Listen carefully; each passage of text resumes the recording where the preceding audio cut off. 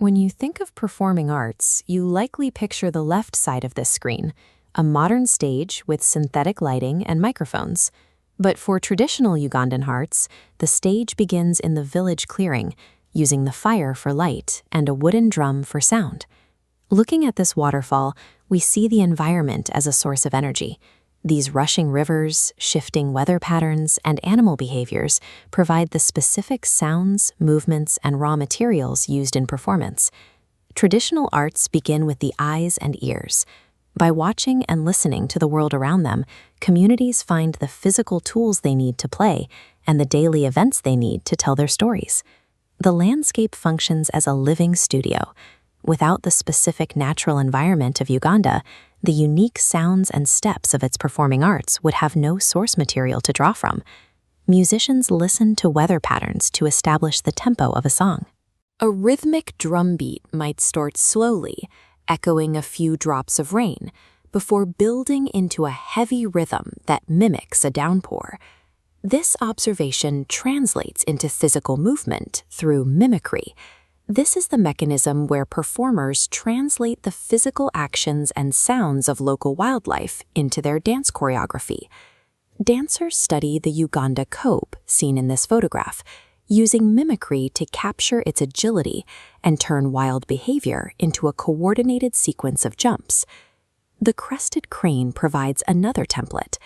Dancers observe its posture and wings, mapping these specific behaviors onto their arm and head movements in traditional dance.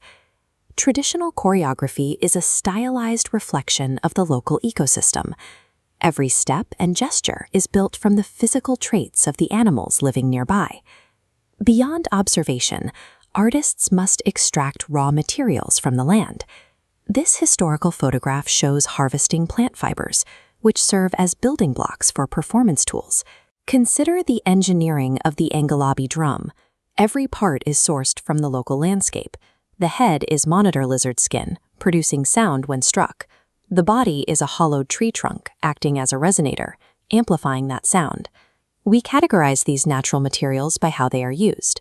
Items worn on the body are costumes, while objects handled by the performer to add realism, like a walking stick, are props.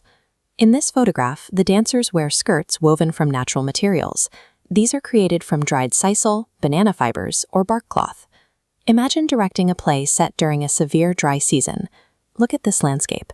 Which natural materials would you use for props and costumes? Pause. You might have chosen dead, leafless branches or an empty water pot for your props.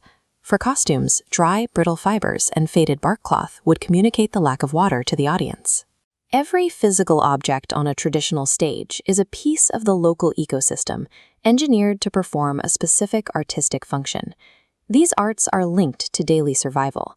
In this field, workers use rhythmic songs to coordinate their movements while digging and harvesting crops. These interactions with the environment are recorded through oral tradition. Around fires like the one seen here, the history of the community is passed down through folk songs and dances.